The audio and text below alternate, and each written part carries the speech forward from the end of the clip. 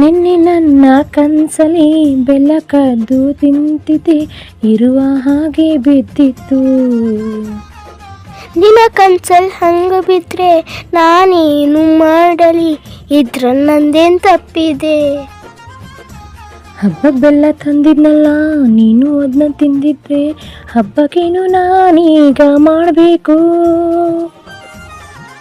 ಇಂಥ over thinking ಅಮ್ಮಂಗೆ ಒಳ್ಳೆ ಮಗ ಹುಟ್ಟಿದ್ನಲ್ಲ, ಇದಕ್ಕಿಂತ ದೊಡ್ಡ ಶಿಕ್ಷೆ ಇಲ್ಲ. ನಿಜ ಹೇಳು, ನೀ ಹೇಳೋದು ಸತ್ಯಾನಾ?